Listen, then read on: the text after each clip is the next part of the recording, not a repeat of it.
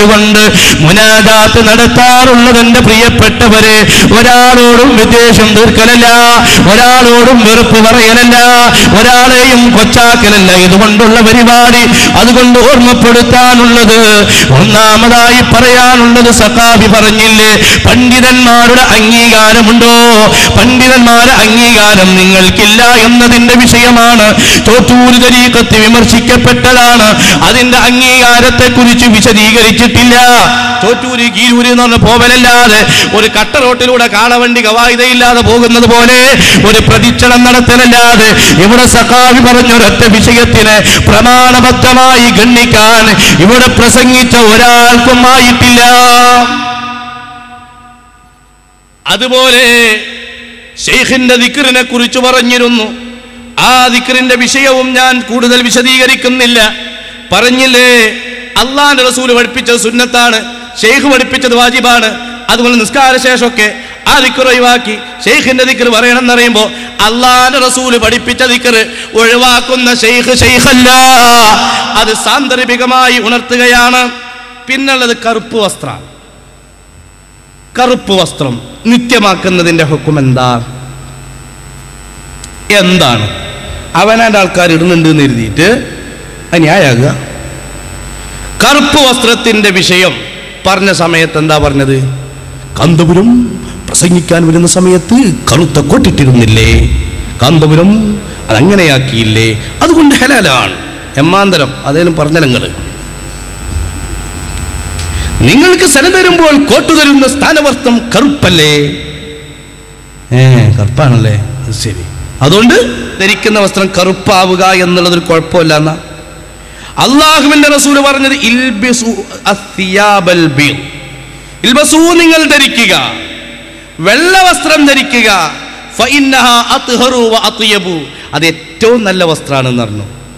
കറുപ്പോ സ്ഥാനവസ്ത്രം സാധാരണ വസ്ത്രത്തിന്റെ ഹുക്കുമിൽ അല്ല.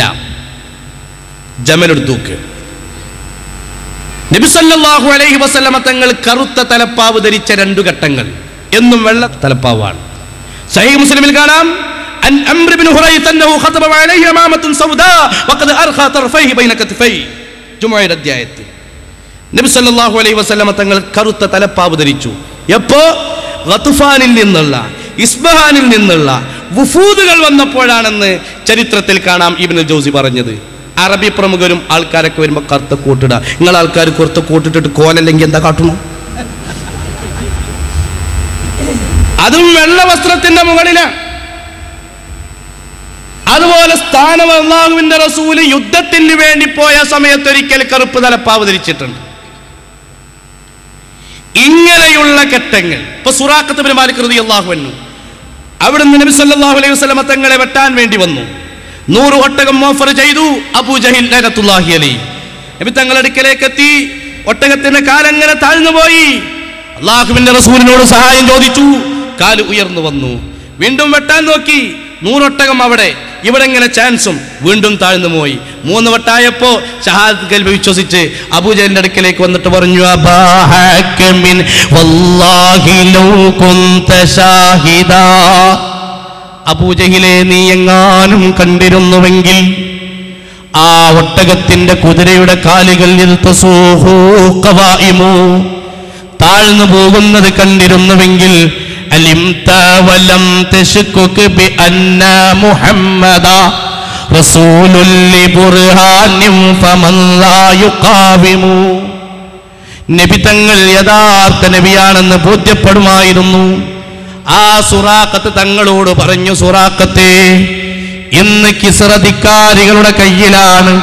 ഒരു കാലം കിസ്റയുടെ ഭരണം പിടിച്ചെടുത്തുകൊണ്ട് ഇസ്ലാമിന്റെ ആധിപത്യം സ്ഥാപിക്കുന്ന സമയത്ത് നിങ്ങളുടെ വലത് കൈയിൽ സ്വർണ്ണവള ധരിപ്പിക്കപ്പെടുന്നൊരു കാലം വന്നാൽ എത്ര സന്തോഷാകും.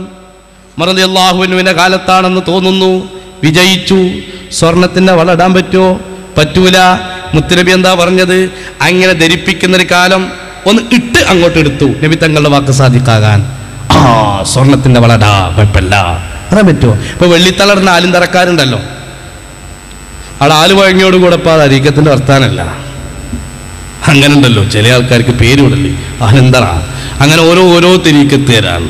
ഇപ്പം ഏതോ ഒരു അൽബിയാജി, ഈ അൽബിയാജിന് ആൾക്കാർ ഇങ്ങനെ മുറ്റത്ത് വലിയ പ്ലാവ് ഉണ്ടായപ്പോൾ പിലാക്കൽ അൽബിയാജി എന്ന് വിളിച്ചു തരേ, ദേഷ്യപ്പെട്ടിട്ട് പ്ലാവ് മുറിച്ചു പറഞ്ഞു. അപ്പോൾ കുറ്റി പിലാക്കൽ അൽബിയാജിയായി.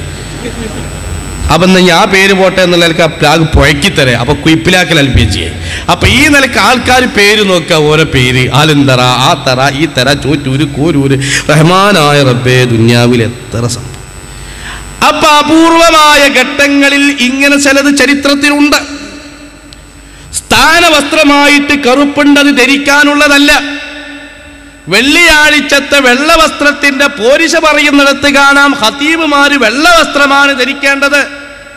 അഥവാ അവർ കറുപ്പ് വസ്ത്രം ധരിക്കുകയാണെങ്കിൽ കമ്മിറ്റിക്കാർ പിരിച്ചുവിടൊന്നും ചെയ്യേണ്ടതില്ല. ഇതൊക്കെ എന്താണ് മഹാന്മാര് പഠിപ്പിച്ചിട്ടുണ്ട്. എന്നാൽ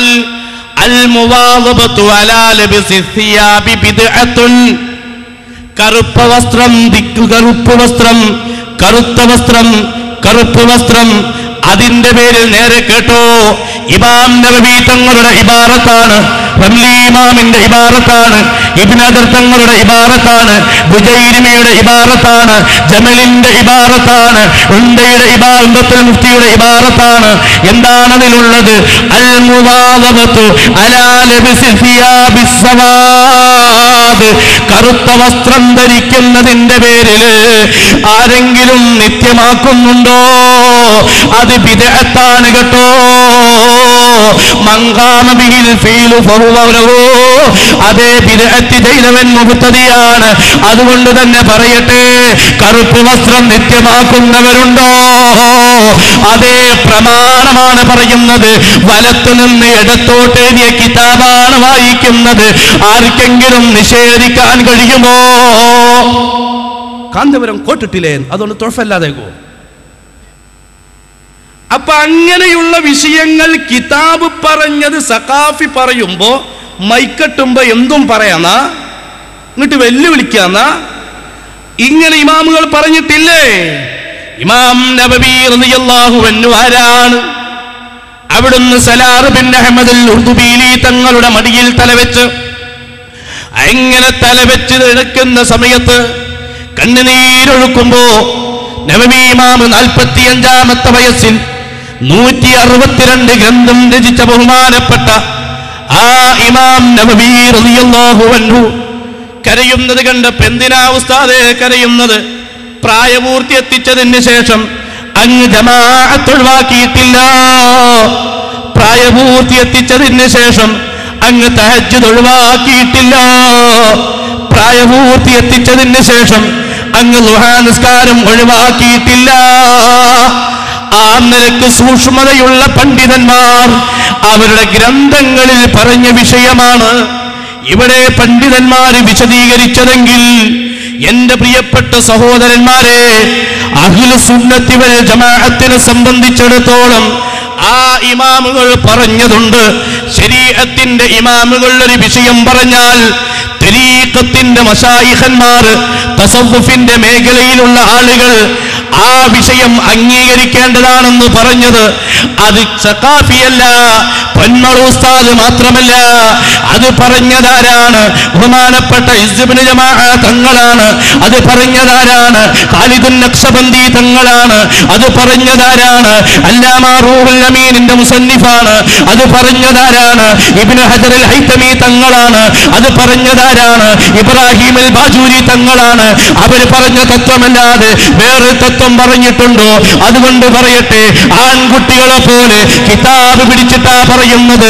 പ്രമാണങ്ങളിലേക്ക് വരിക, ഗ്രന്ഥങ്ങളിലേക്ക് വരിക, മഹാന്മാരുടെ ആശയത്തിലേക്ക് വരിക.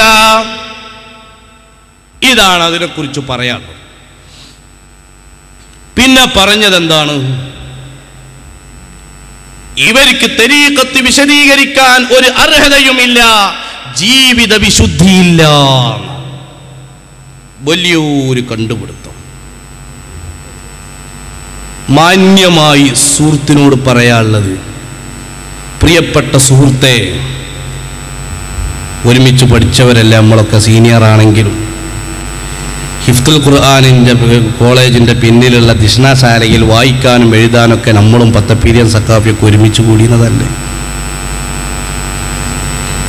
എന്തിനാണ് വെറുതെ മാന്തിപ്പിക്കുന്നത്?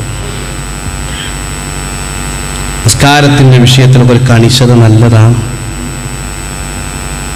2 ആഴ്ച മുമ്പല്ലേ ഒരു മയ്യത്തിൻ്റെ പ്രശ്നത്തിൽ കയറി ഇമാമിക്കാൻ വേണ്ടിയിട്ട് വേറെ ആരെയും ഏൽപ്പിച്ച സമയത്ത് ഇയാളോട് വന്നത് ഒരു മുജാഹിദേരനാണ് പറഞ്ഞത്, മുജാഹിദായ ഞങ്ങളാണ് സുബൈക്കരിച്ചാത്ത അന്നേക്കാട്ടിൽ നല്ലത്. ഇത് കേൾപ്പിക്കണം സുഹൃത്തെ, മോശമല്ലേ? വിശുദ്ധി പറയണം, ചെയ്യും വേണം. വേങ്ങര അല്ലേസാനിൽ നിൽക്കുമ്പോൾ ഒരു പാവപ്പെട്ട താത്താൻ്റെ പാല് അഥവാ പശുവിൻ്റെ പാല്, ഇനി ജമീർ മടങ്ങിയില്ല എന്ന് പറയണ്ട, ആ പശുവിൻ്റെ പാല് കുടിച്ചതിൻ്റെ കായ് ഈ ഹബീബ് ഇപ്പോഴും കൊടുത്തിട്ടില്ല. ഞാൻ അന്ന് വരുന്നത് വരെ കൊടുത്തിട്ടില്ല. ഇപ്പോഴത്തെ ബാങ്കിലിട്ടോന്നായോ വല്ല സായാഹ്ന ശാഖയിലും 400 റുപ്യ പ്രശ്നമല്ല, പക്ഷെ ഞാൻ പൊരുത്തപ്പെടില്ല. ഞാൻ കുറേ കാലം പറയണത് അന്നത്തെ 400 ചില്ലറയിൽ 1 ഗ്രാം സ്വർണ്ണത്തിന് അന്ന് 600-500 റുപ്യുള്ളൂ. നിങ്ങൾ ചില്ലറ ഇപ്പം 3000 റുപ്യേൻ്റെ അടുത്തുണ്ട്. മൂല്യമുള്ള കാലത്താണ് നിങ്ങൾ എന്തെങ്കിലും പറയുന്നത്. 400 റുപ്യക്ക് വേണ്ടിയിട്ട് ഒരാൾ പറഞ്ഞ എന്താണ്, നിങ്ങൾ എത്ര ചെയ്തി തരുന്ന ഞങ്ങൾ കൊടുത്തോളാം. ഞാൻ വ്യക്തിപരമായിട്ടൊന്നും പറയണില്ല. അതുകൊണ്ട് പറയാനുള്ളത്, ഇങ്ങനെയുള്ള ഹക്കടപാടൊക്കെ ഒന്ന് വീട്ടിയിട്ട് മതി. ഒരു യഥാർത്ഥ തരീക്കത്തിലാണെങ്കിൽ ഇതൊക്കെ ഒന്ന് ഇതാക്കണ്ടേ? കാരണം ത്വരീഖത്തിൽ പ്രവേശിക്കാൻ വേണ്ടത് എന്താണ്? മൻറാമ അയ്യസ്ലുക തരീഖൽ ഔലിയ വല്യഹ്ഫളൻ ഹാദൽ വസായ ആമില. ഒരു യഥാർത്ഥ തരീഖത്തിൽ ഒരാൾ കിടക്കുകയാണെങ്കിൽ, നേരായ തരീഖത്തിൽ പ്രവേശിക്കണം എന്ന ഉദ്ദേശമുണ്ടെങ്കിൽ താഴെയുള്ള കാര്യങ്ങൾ ശ്രദ്ധിച്ചു കൊള്ളട്ടെ എന്ന് പറഞ്ഞില്ലേ? ഏതാണ് താഴെയുള്ള കാര്യങ്ങൾ? ഉത്ലുബ് മതാബൻ ബിന്നദാമതി മുഖ്ലിഅ വബിഅസ്മി തർകിൽ ദംബി ഫീമാ ഇസ്തഖബല വബറാഅതിൻ മിൻ കുല്ലി ഹഖിൽ അദമി വലിഹാദിഹിൽ അർകാനി വർഹബ കമ്മില. ഒന്നാമത് വേണ്ടത് തൗബയാ. അതുകൊണ്ട് തൗബ ചെയ്തോ. ഏത് മുതൽ തൗബ ചെയ്യണം?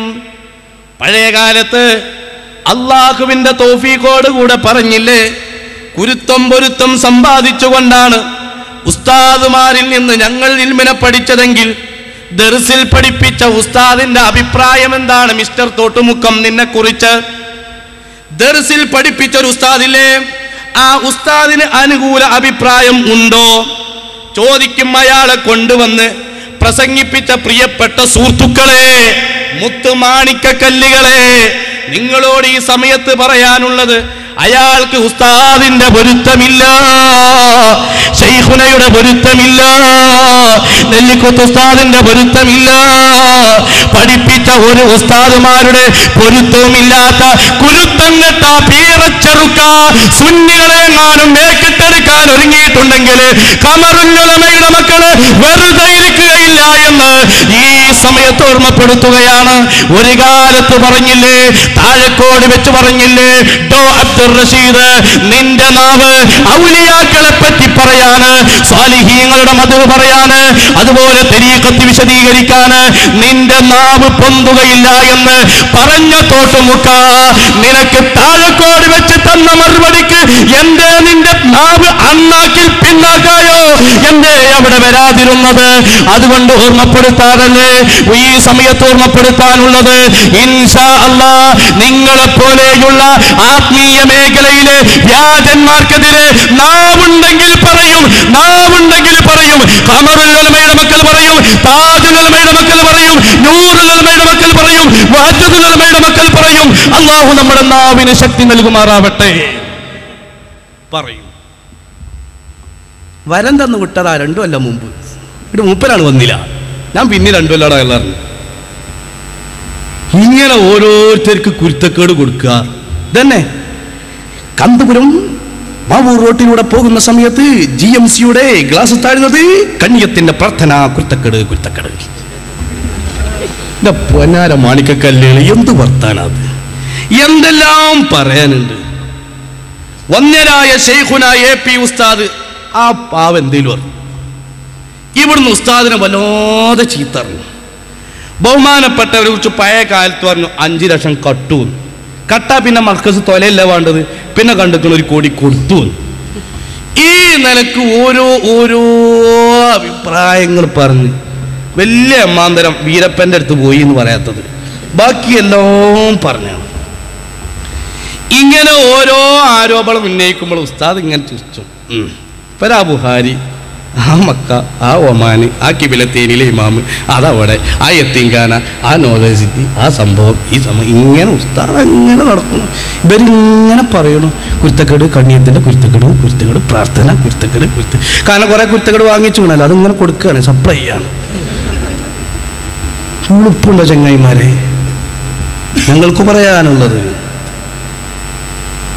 ആ മണ്ണാർക്കാട് ഭാഗത്ത് വന്നിട്ട് പറയണേ, റഹ്മാനായ റബ്ബേ, ഒരു വലിയ നേതാക്കന്മാർ, ബഹുമാനപ്പെട്ട കാളമ്പാടി ഉസ്താദ് എന്നൊക്കെ പറഞ്ഞിട്ട് അല്ലാഹു അയാൾക്ക് പുറത്തു കൊടുക്കട്ടെ, നമുക്കൊരു വിരോധമല്ല. ഒരു വാഹനം പോലും ഉണ്ടായിരുന്നില്ല, ലളിതമായിരുന്നു. ഇവർക്ക് GMC ആണ്. വന്നതോ ആരാൻ്റെ ഇന്നോവയിൽ, ഇന്നൊരു കാളവണ്ടിയിലല്ലേ വരണ്ട്, ചങ്ങലിരുന്ന് കിട്ടുമല്ലോ. ഇങ്ങോട്ട് വലിയ ഇന്നോവ വണ്ടിയിൽ വന്നിട്ട് പറയാണ്, ബഹുമാനപ്പെട്ട കാളമ്പാടി ഉസ്താദിന് വണ്ടി ഉണ്ടായിരുന്നില്ല. വൈസ് പ്രസിഡന്റിന് ഞങ്ങൾ അവിടുത്തെ ഒരു ഓട്ടോറിക്ഷയിലുണ്ട്, പ്രൈവറ്റ് ഓട്ടോറിക്ഷ. അതൊക്കെ ഒരു സംസ്ഥാന ആൾക്കാർക്ക് അവിടേക്ക് എത്തിക്കണം. നമ്മളെ ആൾക്കാരെന്താ GMCക്ക് എത്തിക്കണം? അന്ന് കൊടുക്കല്ലോ.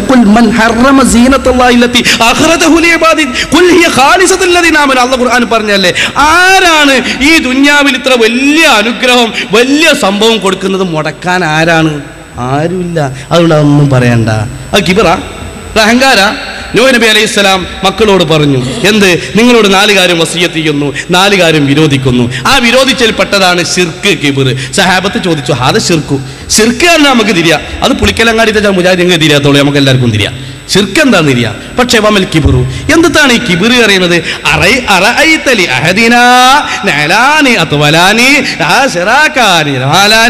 നല്ല ഭംഗിയുള്ള ടിപ് ടോപ്പുള്ള ചെരുപ്പിട്ടിട്ട് നടക്കൽ കിബറാണോ?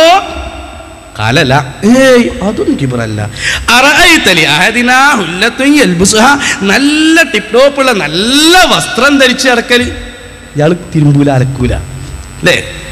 ഉസ്താദിനെ കണ്ട അങ്ങനെയല്ലല്ലോ. അങ്ങനെ നല്ല വസ്ത്രം ധരിക്കല് അഹങ്കാരാണോ, കിബറാണോ? കാലല, അതും അല്ല. നല്ല വണ്ടി ഉണ്ടാകുക എന്നുള്ളത് കിബറാ അല്ലേ? ഒരാളുടെ ഭാഗ്യം സആദത്തിൽ പറയും, ഒരാൾ വിജയിച്ചതിന്റെ ലക്ഷണാണ് സ്വാലിഹായ ഭാര്യ, നല്ല അയൽക്കാര്, നല്ല വണ്ടി അല്ലേ? അത് കിബറാണോ? ചില പൂക്കോട്ടൂരൊക്കെ അങ്ങനെയാണല്ലോ പറയുന്നത്, അങ്ങനെയാണോ? കാലല, അതുമല്ല. നല്ല അച്ചടക്കബോധമുള്ള അനുയായികൾ ഉണ്ടാകൽ കിബറാണോ? കാലല, അതുമല്ല. അതും അല്ലേ വമൽ കിബറു. പിന്നെ എന്തിട്ടാ ഈ കിബറ് അറിയണത്? അവിടുന്ന് പറഞ്ഞു, ഹക്ക് മറച്ചു വെച്ച് ജനങ്ങളെ കഴുതകളാക്കലാ, വിഡ്ഢികളാക്കലാണ് അഹങ്കാരം. കിതാബിലില്ലേ? അതുകൊണ്ട് പറയട്ടെ, അഹങ്കാരത്തിന്റെ ലക്ഷണമല്ല. അള്ളാഹു തന്നുകൊണ്ടിരിക്കുകയാണ്, അനുഗ്രഹം ചെയ്തുകൊണ്ടിരിക്കുകയാണ്. നിങ്ങൾ കളിയാക്കിക്കോളൂ, തറക്കല്ലിട്ടിട്ടാണ് കുറ്റടി എന്നൊക്കെ പറഞ്ഞ് പരിഹസിച്ചോളൂ. അള്ളാഹുവിന്റെ തൗഫീഖ് കൊണ്ട് ബഹുമാനപ്പെട്ട ശൈഖുന അവറുകള് തൊട്ടതെല്ലാം പൊന്നാക്കിയിട്ടേ ഉള്ളൂ. അതുകൊണ്ട് അവിടുന്ന് ഒരു വിഷയം പ്രഖ്യാപിച്ചിട്ടുണ്ടോ, അത് നടപ്പിൽ വരുത്തുക തന്നെ ചെയ്യുമെന്ന് ഈ സമയത്തുണർത്തുകയാണ്. അതുകൊണ്ട് ആ വിഷയത്തിലുള്ള പൂളമിരട്ടോ കരയിൽ കയറിയിട്ടുള്ള കുമ്പാട്ടമോ നിങ്ങൾക്ക് നല്ലതല്ല എന്ന് സാന്ദർഭികമായി ഉണർത്തുകയാണ്. വന്നരായ ശൈഖുനയെ സംബന്ധിച്ചിടത്തോളം ഞങ്ങൾക്ക് എല്ലാമാണ്, ഞങ്ങളുടെ എല്ലാമാണ്. ഒരു ഉഖ്റവിയായ പണ്ഡിതനുണ്ടാവേണ്ട ഏതെല്ലാം ലക്ഷണങ്ങളുണ്ടോ ആ ലക്ഷണങ്ങളിൽ ഒത്തിണങ്ങിയ മഹാനാണ് വന്യരായ ശൈഖുന അവറുകള്. ഇമാം ബുഖാരി തങ്ങളുടെ കാലഘട്ടത്തില് ഇമാം ബുഖാരിയെ പോലെയുള്ള പണ്ഡിതന്മാർക്കെതിരെ ഒരുപാട് വിമർശനങ്ങൾ ഉന്നയിക്കപ്പെടുകയുണ്ടായി.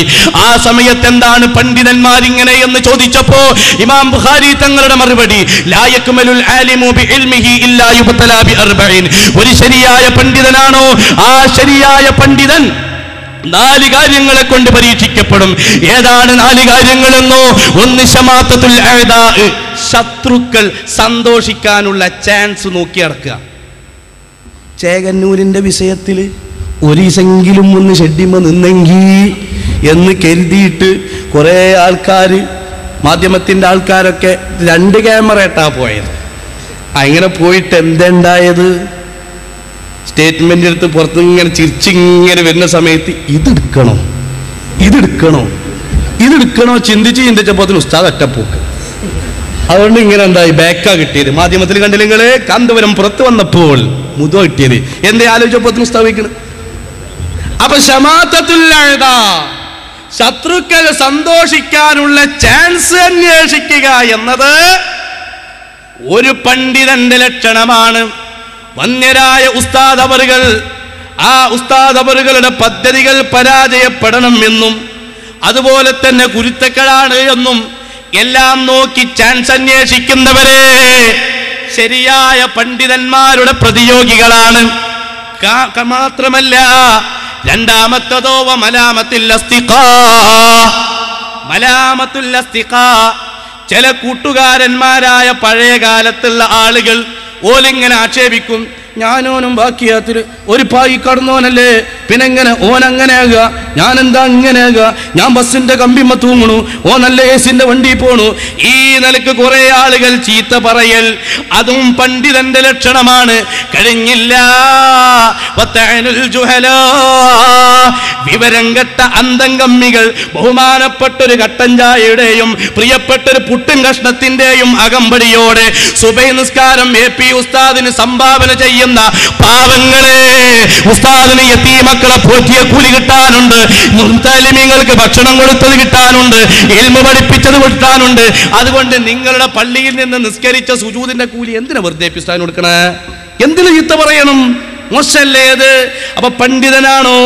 വിവരമില്ലാത്ത ആളുകൾ ആക്ഷേപിച്ചു കൊണ്ടിരിക്കും. കഴിഞ്ഞില്ല. 4ാമത്തെ ലക്ഷണം എന്താണ്? വഹസദുൽ ഉലമാ, ചില അലിമീങ്ങൾക്ക് അസൂയുണ്ടാകും. കുല്ലുൽ അദവതി ഖതുർജ ഇസാലതുഹാ ഇല്ലാ അദാവത മൻ അൽഹാക അൻ ഹുസ്നി ഇല്ലാ അദാവത മൻ അദാക അൻ ഹസദി. അസൂയന്റെ ശത്രുത നീങ്ങാൻ ലേശം പണിയാ, നന്നാകാൻ കുറച്ച് പണിയാ അല്ലേ? അതുകൊണ്ട് പ്രിയപ്പെട്ട സഹോദരന്മാരെ, അസൂയ വലിയ പ്രശ്നമാണ്. അതുകൊണ്ടല്ലേ റസാലിമ പറഞ്ഞത്, വൈദാ അറാദല്ലാഹു നസ്റ ഫളീലത്തിൻ ഖവിയത്ത് അതാഹ ലഹാ ലിസാന ഹസൂദി. അല്ലാഹ് ഒരാളെ ഫളീലത്തെ വെളിവാക്കണം എന്ന് ഉദ്ദേശിച്ചാലേ അസൂയാലുക്കളെ നാവിനെ അതിന് തയ്യാറാക്കുക എന്നാണ്. ഏപ്പിസ്ഥാന്റെ GMCന്റെ വണ്ടിന്റെ എത്ര ഇഞ്ചുണ്ട് എന്നുള്ളത് അത്തംപൂക്കോട്ടൂരിലെ പ്രസംഗത്തിൽ നിന്ന് കിട്ടിയത്, സത്യം പറയാം. അപ്പൊ അല്ലാഹു തആല എന്താണ് അത്?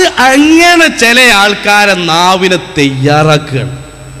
നമ്മൾ കുറ്റം പറഞ്ഞിട്ട് ഒരു കാര്യമില്ല, അതിട്ട് നന്നാകൂല. ശത്രുതയല്ലേ, അസൂയല്ലേ. അസൂയക്കും കഷണ്ടിക്കും മരുന്നില്ല എന്നാ പണ്ട് പറഞ്ഞത്. ഇപ്പൊ കഷണ്ടിക്കും മരുന്നുണ്ട്, ആ പെരുമ്പാവൂർ 1800 റുപ്യ കുപ്പിക്ക്. പക്ഷെ അസൂയക്ക് മരുന്ന് കണ്ടുപിടിച്ചിട്ടില്ല.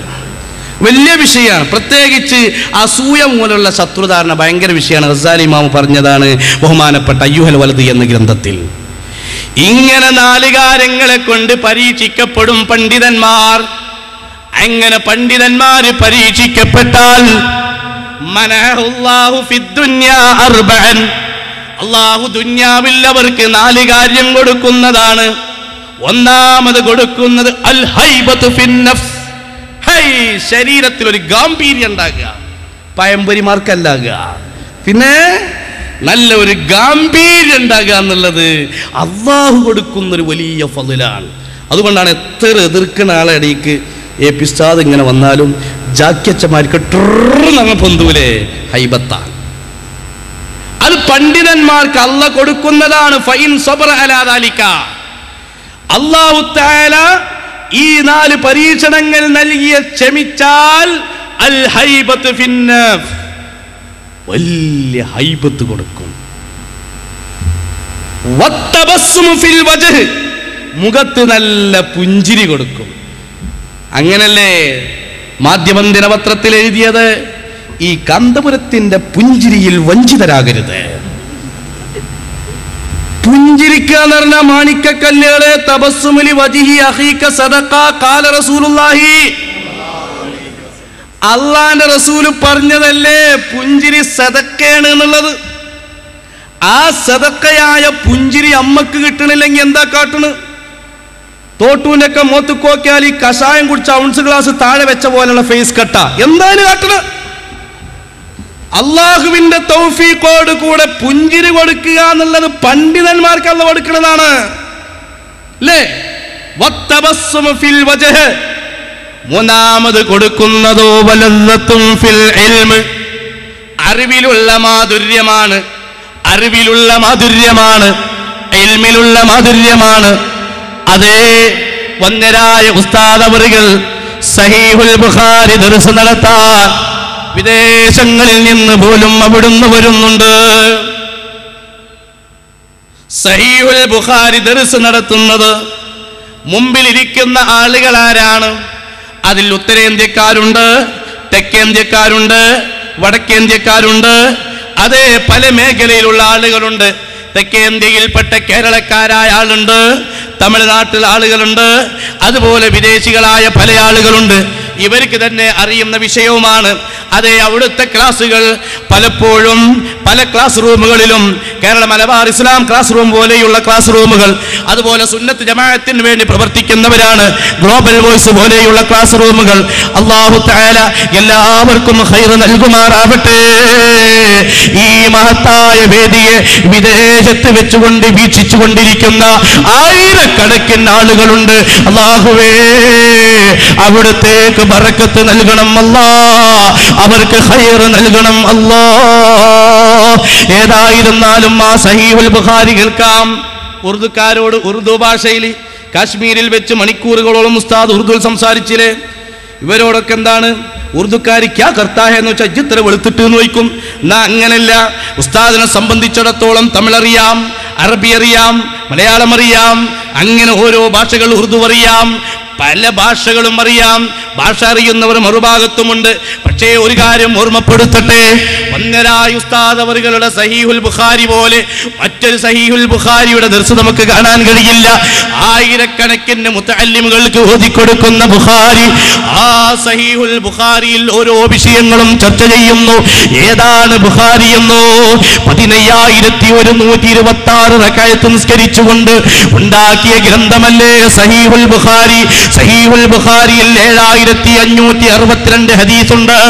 ആ ഹദീസ് ഉണ്ടാക്കാൻ ഉസ്ബെക്കിസ്ഥാൻ എന്ന് പറയുന്ന സ്ഥലത്ത് മക്കത്തുൽ മുകറമയിലേക്ക് വരാതെ മദീന മുനവ്വറയിലേക്ക് വന്നുകൊണ്ട് സിയാറത്ത് ചെയ്യുന്നവർക്ക് തടസ്സമാവണ്ടാമെന്ന് നൽകുന്നെന്ന് കരുതിയിട്ട് കുറച്ചു വിട്ടു നിന്ന് ഇന്ന് മസ്ജിദ് അബൂദറിന്റെ ഭാഗത്ത് നിന്ന് മസ്ജിദ് നബവിയിലേക്ക് പോകുന്ന വഴിക്ക് ഒരു 250 മീറ്റർ മാത്രം ഉള്ളപ്പോൾ വലത് ഭാഗത്ത് കാണുന്ന പള്ളിയാണ് മസ്ജിദുൽ ബുഖാരി.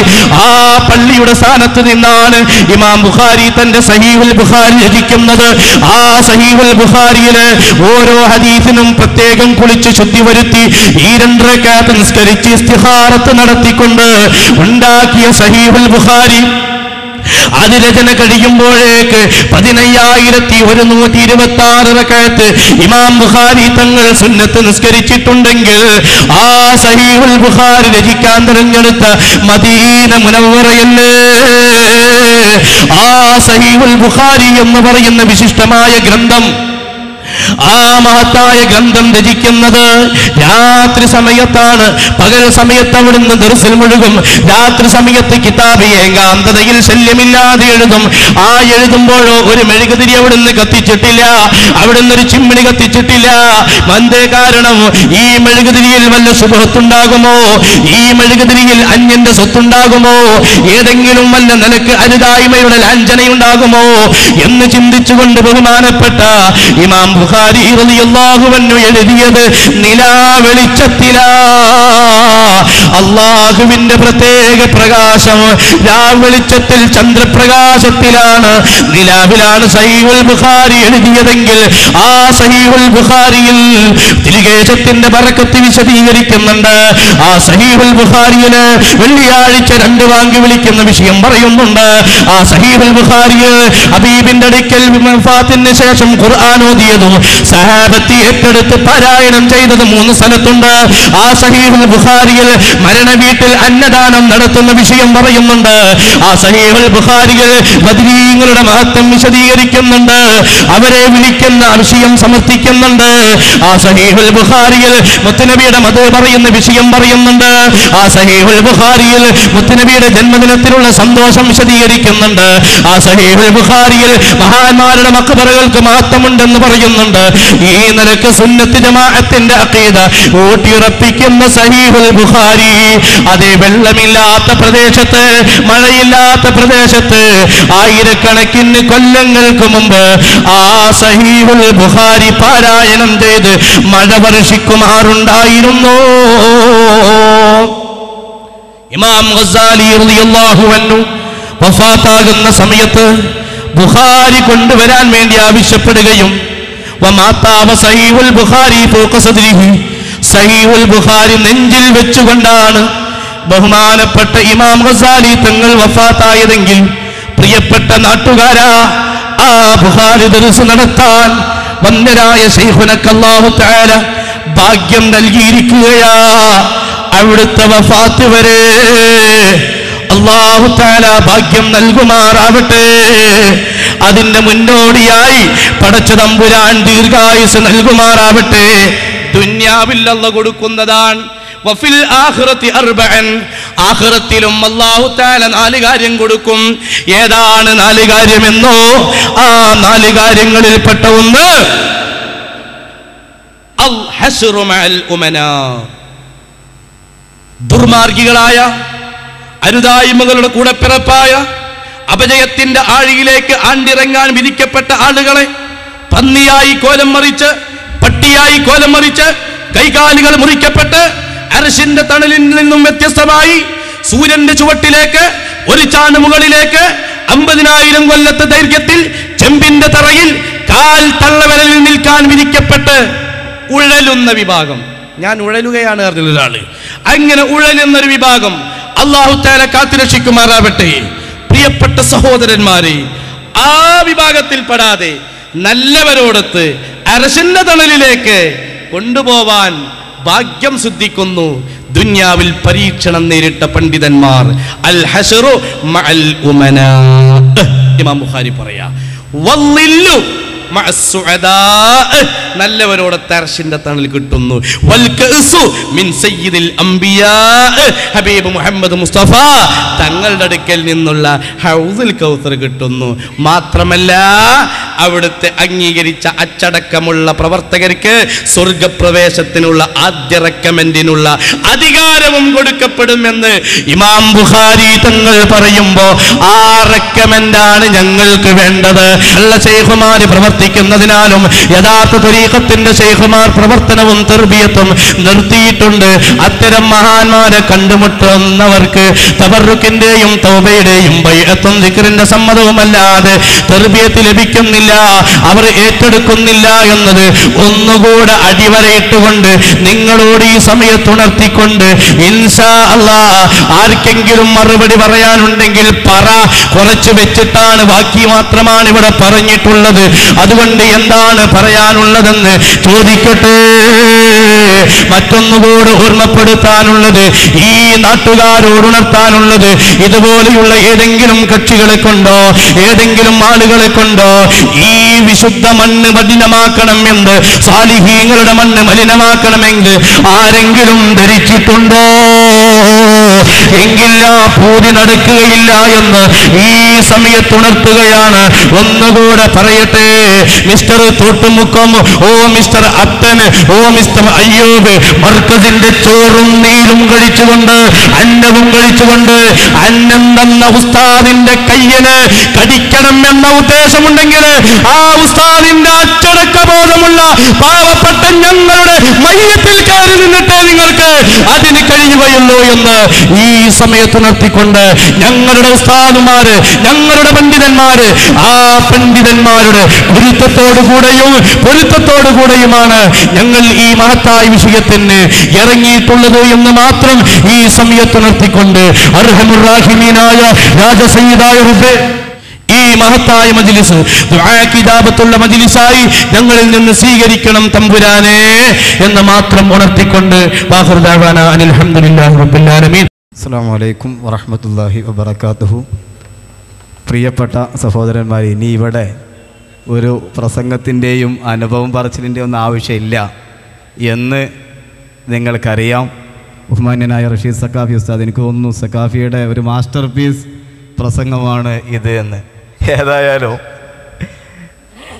വളരെ ഗൗരവത്തിൽ ഈ വിഷയങ്ങൾ ഇവിടെ വിശദീകരിക്കപ്പെട്ടു. മഞ്ചേരിയിലും പരിസര പ്രദേശങ്ങളിലൊക്കെയുള്ള ഒരുപാട് ആളുകളെ ഇവിടെ കാണുന്നുണ്ട്. ഇവർ പല സ്ഥലത്തും പ്രചരിപ്പിക്കാറുണ്ട്. AP വിഭാഗം സമസ്ത തന്നെ ഈ വിഷയത്തിൽ ഒരു തീരുമാനം എടുത്തിട്ടില്ല. ഈ വിഭാഗത്തിൽപ്പെട്ട പല ആളുകളും ഈ ത്വരീഖത്തിലുണ്ട് എന്ന്.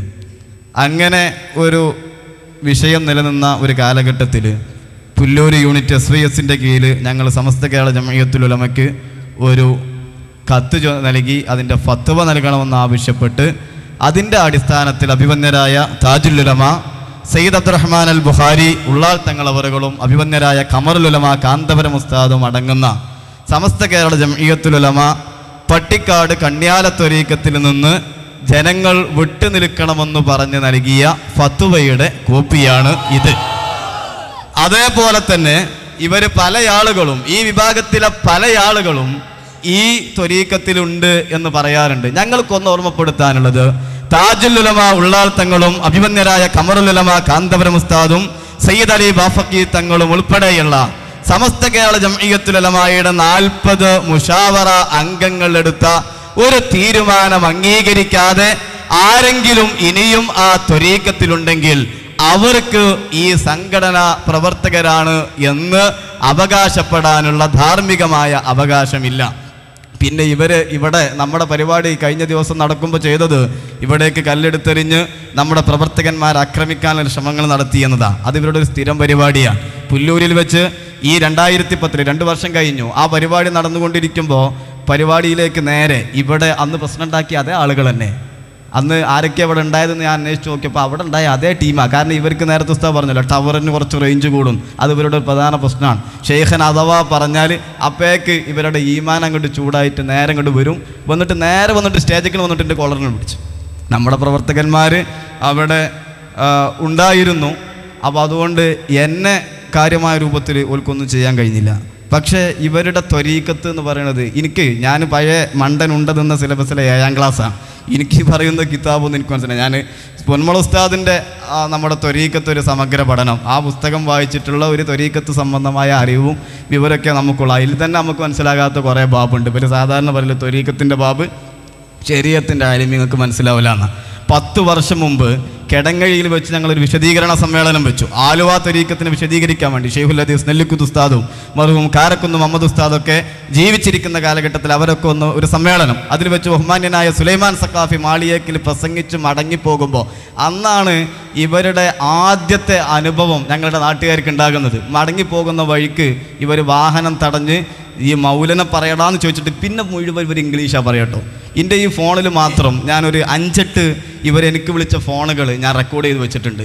അത് പരസ്യമായിട്ട് ഈ മൈക്ക് കൂടെ തരാൻ പറ്റില്ല, കാരണം നിങ്ങൾ ഇന്നെ കയറിയിട്ട് കൈകാര്യം ചെയ്യും. ആ രൂപത്തിലുള്ള ഇംഗ്ലീഷ് പദപ്രയോഗങ്ങളാണ് ഇവർ നടത്താറുള്ളത്.